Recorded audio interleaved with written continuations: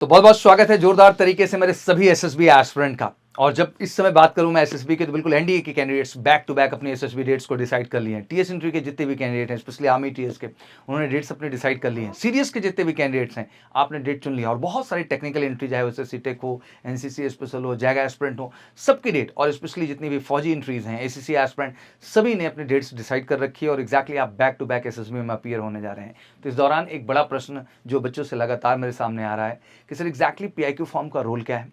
और PIQ form का आज हम स्पेसिफिक रोल डिस्कस करने वाले हैं कि आखिर एक साइकोलॉजिस्ट के लिए आपके पीआईक्यू फॉर्म के क्या मायने होते हैं, उसके अंदर आपके द्वारा जो चीज़ें फिल की जाती हैं उनकी आपके साइकोलॉजी टेस्ट में किस तरीके से उसका कनेक्शन और उसका बॉन्ड दिखाई देता है। इन सारे पहलुओं पे आज बात करने के लिए हमारे साथ फिर से जुड़ रहे हैं group captain Pandey sir. Sir बहुत बहुत स्वागत है आपका sir. Thank you Saurabh sir, thank you so much. And sir ये क्वेश्चंस वाकई में बहुत इंपॉर्टेंट है बच्चों के लिए, because PIQ form first day की एक्टिविटी है जब इस बोर्ड में रिपोर्ट करते हैं, और बड़ा स्ट्रिक्टली उसको फिल कराया जाता है सर। एंड उसके बाद उसका बहुत बड़ा रोल हो जाता है एक इंटरव्यूइंग ऑफिसर के लिए, एक जीटी ऑफिसर के लिए, एक साइकोलॉजिस्ट के लिए। तो आज टेक्निकली हम समझना चाहेंगे कि साइकोलॉजिस्ट किस तरीके से पीआईक्यू फॉर्म को सब देखता है और क्या एनालाइज करते हैं अपने हिसाब से।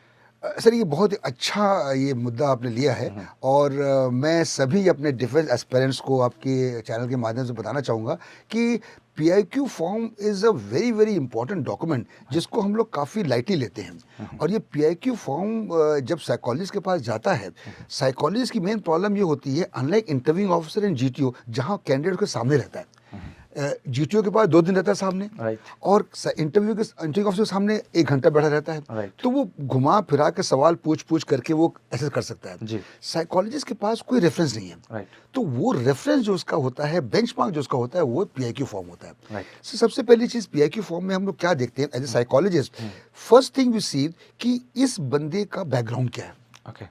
क्या रूरल है, अर्बन है, इकोनॉमिक उसका स्टेटस क्या है, is he from lower middle class, our middle class, high middle class, किस तरह का है। Then what is his age like, किस एज में है, किस एंट्री के लिए जा रहा है वो, कितनी ट्रेनिंग उसका ड्यूरेशन है। आज उसके अलावा हम लोग क्या देखते हैं कि अगर ये चीजें एक तरफ हैं, तो जो फैसिलिटीज उसको मिली है, क्या उसने अवेल किया है कि नहीं किया है। फॉर एग्जाम्पल, एक गांव का अगर लड़का है, वो भरता है फॉर्म कि मैं विलेज पूरे भैया को बिलोंग करता हूँ, मैंने सरस्वती शिशु मंदिर में वो अपने पढ़ाई की है, तो उसको जब गेम्स कॉलम आता है, तो अगर गेम्स कॉलम में बोलता है मैंने कबड्डी या वॉलीबॉल खेला है, या गली क्रिकेट या विलेज क्रिकेट खेला है, मैं इसको ग्रांट कर दूंगा सर। लेकिन अगर ये सीएमएस, डीपीएस या एलपीएस का बच्चा होगा और वो अगर लिखता है कि उसका फैसिलिटी है और नहीं देता है, इसका मतलब there is some mismatch over there. और मैं क्या करता हूँ एज साइकोलॉजिस्ट, हम लोग ये मैच करते हैं कि उस बंदे की, अगर उसने 10th में मान लीजिए 70% प्राप्त किए हैं और उसके बाद 12th में उसने 85% प्राप्त कर लिए हैं या ज़्यादा कर लिए हैं, इसका मतलब क्वालिटी डिटर्मिनेशन उसकी अच्छा है। उसने एक असेंडिंग ग्राफ दिखाया, डिसेंडिंग उसका उल्टा है। अगर उसके परसेंटेज 10 से 12 फॉल करके डिसेंडिंग करके, तो जो क्वालिटी डिटर्मिनेशन की हो जाती है, फिजिकल मेंटल स्टेमिना की क्वालिटी आ जाती है, इफेक्टिव इंटेलिजेंस क्वालिटी आ जाती है। साथ में हम देखते हैं कि जैसे कोऑपरेशन है, कौन कौन सी गेम खेला है वो। अगर उसने लिखा मैं गेम खेला है लूडो, चेस, कैरम बोर्ड, इसका मतलब he is a introvert person, inward looking person and little shy in nature, और वो उसकी टीम स्पिरिट कम है। अगर वही बंदे ने कहा कि वाइस कैप्टन फुटबॉल टीम या फुटबॉल खेला है, हॉकी खेला है, टीम स्पिरिट उसकी हायर है। So quality of cooperation, adaptability is higher in that, मतलब फैक्टर 2 उसका स्ट्रांग है जी। तो हम जो एज ए साइकोलॉजिस्ट मेरे सामने बंदे नहीं होता, मैं पीआईक्यू देख करके आई कोरिलेट हिज इंफॉर्मेशन जो दिया है उसने, अपने एड्रेस जहाँ लिखता है वो किसको बिलोंग करता है, रूरल अर्बन को, उसकी एकेडमी कैसी रही, उसका इकोनॉमिक कंडीशन क्या है, उसके घर की फैमिली में कितने सिबलिंग्स हैं। अगर सिबलिंग्स मान लीजिए 5 सिबलिंग्स हैं, उसका पोजीशन कहाँ पर है, एल्डेस्ट है, मिडिल है या लोएस्ट है। अगर वो यंगेस्ट है, उसने क्या किया। अगर एल्डेस्ट है, क्या रिस्पॉन्सिबिलिटी शेयर की उसने फादर की। अगर 12th क्लास पास कर लिया उसने, क्या उसने ट्यूशन वगैरह चालू किया ताकि फादर को सपोर्ट कर सके इनकम में। ये दिखाएगा उसका एक और क्वालिटी दिखाएगा, सेंस ऑफ रिस्पॉन्सिबिलिटी दिखाएगा। और जब ये चीज़ें मैं मैरी करता हूँ स्टोरी से टैट में, तो ये चीज़ें निकल के आती है। इनफैक्ट सर ये पीआईक्यू एक तरह का इक्वलाइजर है, मैच करने का है विद स्टोरी। मैंने एसएस किया, पीआईक्यू देख लिया, अब मेरे दिमाग में आइडिया कि ये बंदा ऐसा है, ऐसी पर्सनालिटी। अब मैं स्टोरी देख रहा हूँ और स्टोरी से जब जज करता हूँ ये बंदा ऐसा नहीं, दोनों को मैच करना चाहिए। इसलिए मेरी रिक्वेस्ट ये है कि मैं सभी को एडवाइस करूँगा कि do not hide any information, do not give false information. कई बार सर ऐसा हुआ जबकि ये पकड़े गए हैं कैंडिडेट देते हुए फॉल्स इन्फॉर्मेशन। एक देहरादून बोर्ड में था सर, वहाँ पर एक कैंडिडेट आया इंडिया, उसने लिखा था स्कूल कैप्टन। अब सर स्कूल कैप्टन भी जनरली नो उसकी पर्सनैलिटी कैसी होगी।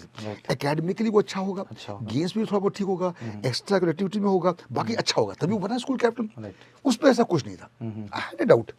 सो इंटरव्यू खत्म हुआ तो मैंने फॉलोअप के लिए बुलाया उनको। मैंने कहा कि चेक करिए इसकी क्रेडेंशियल, और पता किया कि he was not school captain and he was debarred from central government examination. उसके खिलाफ केस किया गया क्योंकि झूठ क्यों बोला वो। तो पीआईक्यू में आप वही चीज लिखिए जो फैक्ट है। एग्जैक्टली। अच्छा, यहाँ पे एक पॉइंट सर बड़ा स्ट्रांग बनता है कि इंटरव्यूइंग ऑफिसर के सामने पीआईक्यू फॉर्म है सर। जैसे मैं स्पेशली एनडीए और टीएस एंट्री की बात करूँ, जी। क्योंकि ये सब कैंडिडेट्स बहुत छोटे हैं, अभी बच्चे ही हैं एक तरीके से, बहुत इनोसेंट हैं सर, ये फर्स्ट टाइम ये जा भी रहे हैं। एग्जैक्टली। बहुत ज़्यादा एक्सपोजर लाइफ का रहा नहीं है जी। तो कहीं ना कहीं बहुत सारे एकेडमीज़ में, एग्जैक्टली मेजर से वो चीज़ नहीं है, बट बहुत सारे एकेडमीज़ में ये चीज़ है कि उनको ट्रेंड किया जाता है उस चीज़ के लिए। ट्रेंड क्या आपके लिए कोच कर दिया जाता है। जी। कोच ये किया जाता है कि आपको ये गेम डालना है, इस पे काम कर लेना है, इन्फॉर्मेशन गैदर कर लेनी है, आपको ये एक्स्ट्रा कैरिकुलर एक्टिविटीज़ डालनी है, उसके लिए आपको होमवर्क कर लेना है, जिससे कि कल को इंटरव्यूइंग ऑफिसर के साथ आप खेल सको। जी, यू नो, बिल्कुल। बट इंटरव्यूइंग ऑफिसर तो खेलने नहीं देगा सर, वो ऐसे 10,000 को खेला है डेली बैठ करके। तो point is that, but psychologist के लिए चैलेंज है सर, क्योंकि इंटरव्यूइंग ऑफिसर के सामने वो है सर, उसके ऊपर जब क्वेश्चंस दागे जा रहे हैं तो उसका प्रेशर, उसकी स्ट्रेस सिचुएशन समझ में आ जाती है कि एग्जैक्टली सही है कि गलत है। इवन जीटीओ को भी देखें तो टेक्निकली वो इंटरेक्ट कर रहा है, कर रहा है, वो बिल्कुल, सब कुछ देख रहा है आंख से बैठ के। एग्जैक्टली। सर साइकोलॉजिस्ट के लिए तो चैलेंजिंग टास्क होता होगा, बिकॉज जी। सामने बंदा है नहीं सर, जी। और उसने बड़ी बड़ी चीजें फेंक रखी हैं, जैसे जी। आपने कहा कि देहरादून बोर्ड में हमने जज किया था। तो सर ये तो काफी अगर वो वेल ट्रेंड तरीके से आ रहा है, मतलब पूरी तरह से कहते हैं ना अच्छे से उसको ट्रेनिंग दे दी गई है, जी। तो सर कभी कभी तो ये डिफिकल्ट भी होता होगा आइडेंटिफाई कर पाना। हाँ सर, देखिए सबसे इम्पोर्टेंट चीज़ है कि डिफिकल्ट तो है। इंटरव्यूइंग ऑफिसर और जीटीओ इतने सवाल क्यों पूछता है? बिकॉज उसके पास कोई डेटा नहीं है सर। इंटरव्यूइंग ऑफिसर के पास डेटा क्या है? जो आप बोल रहे हो। जो बोल रहे हैं अब पीआईक्यू है, डेटा है, डेटा नहीं उसके पास। वेयर साइकोलॉजिस्ट के पास 2 घंटे का डेटा है सर, पूरा का पूरा मसाला है। और वो मसाला स्टोरी हेयर से नहीं है, वो रिसर्च है। हमारे 200 साल पुराने जो साइकोलॉजिस्ट थे उन्होंने किया है, तब टेस्ट डिजाइन हुआ है। तो सर दूध का दूध, पानी का पानी तुरंत हो जाता है उससे। तो साइकोलॉजिस्ट के लिए चैलेंजिंग तब होता है अगर वो गलत उसने लिखा है पीआईक्यू में, कोचिंग इतनी हैवी है, और तब उसने ला करके दिखाया, उसने कुछ और दिखाया पर्सनैलिटी स्टोरीज में, वो चैलेंजिंग होता है। चैलेंजिंग पार्ट है। लेकिन अक्सर हमने देखा है सर, साफ पकड़ा, पकड़ा, वेरी क्लियर बंदा कोस्ट हो तो गया। ये सर आपके माध्यम से इनको मैं समझाना भी चाह रहा था, क्योंकि some time candidate sir YouTube platform से, अलग अलग जगह से बिल्कुल ये कह लीजिए कोच्ड हो जाते हैं।